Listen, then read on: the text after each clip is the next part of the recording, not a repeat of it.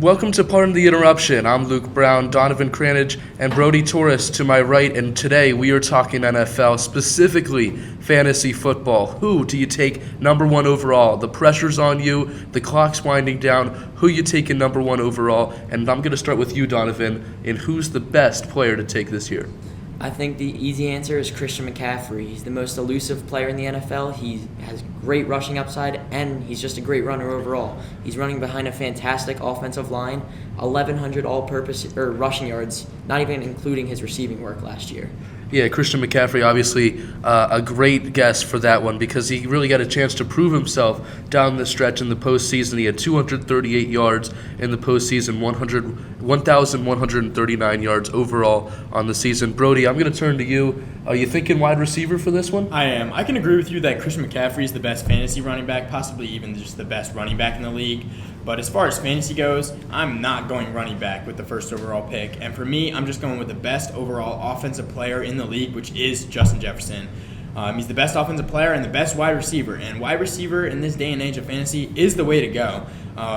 Racking in, and if you're in a PPR league, racking in receptions, which Justin Jefferson did with 124 last year, is crucial, and wide receivers are just so much better than running backs in today's day and age of fantasy. Well, they're obviously very close. They each tallied 8 touchdowns last season, but for me, I'm going with a guy who plays in one of those jerseys, Austin Eckler. Austin Eckler had more carries than McCaffrey at running back, but he had 5 more touchdowns less carries. He had 40 less carries, tallied less yards, but had 5 more touchdowns. And if we know anything about fantasy football, we know that touchdowns equal more points, and that's the objective. I want to win my fantasy league. I'm going with Austin Eckler. But I have a question for you guys, aside from the number one overall pick. The first round, and you have a spot, are you going to take a rookie out of Texas, Bijan Robinson, who got drafted to the Atlanta Falcons? Donovan, yes or no? I'm not a big fan of Bijan Robinson in fantasy, especially in the first round. I don't think the running back talent is there that much overall, and he could be a viable option, but he's a rookie behind a bad offensive line in a system that we don't know how many touches he's going to get to start with. You have Tyler Algier, and you have Cordero Patterson in the backfield. Donovan's not taking Bijan Robinson in the first round. Brody, do you agree? I totally agree with you, Donovan. You just had Tyler Algier, who got 1,000 yards rushing, and you put Bijan in a pretty bad offense. They have a solid offensive line, but not overall well-rounded offense who's scoring a lot of touchdowns. Also, I really don't like taking a chance on a rookie, especially this early in the first round. Maybe if he drops to the third or the fourth, I'd be more willing. But just taking a rookie in the first round, no matter who it is kind of risky. I love Bijan Robinson as a prospect, but in the first round, definitely not for me. I remember when Saquon Barkley was coming out of Penn State, and the question was, is Saquon Barkley a first-round fantasy draft pick? And I said no as well, because you look at a rookie, and you need somebody who you know has experience in the situation. You look at Bijan Robinson in the Big 12, he had 18 touchdowns last season, but is that going to translate to NFL offenses? Is that where the hesitation lies for you guys?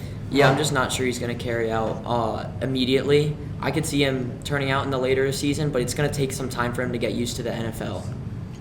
Yeah, I think it'll take a little bit of time to be a quality starter. I think as soon as he gets in the league, he'll be splitting a lot of touches, and I just don't think it'll work out right away, not worth that first-round investment whatsoever. Yeah, so you go down the line, you look at maybe the second round. What fantasy football player do you think is going to have the biggest breakout under the wire season this year?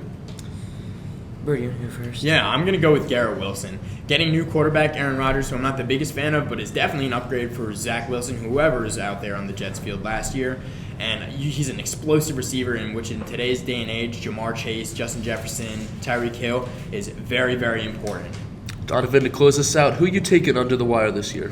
I think I'm going to go with a tight end, Dallas Goedert, flying under the radar because the tight end talent is not there. You have Kelsey, who is always producing, and you have Kittle. But besides that, you can include Mark Andrews. There's not much tight end talent out there. I think Dallas Goedert could be a huge steal in the later rounds. Well, to close us out on Pardon the Interruption, I'm Luke with Donovan and Brody here, presented by Quick Lane Auto Services. Thank you for tuning in.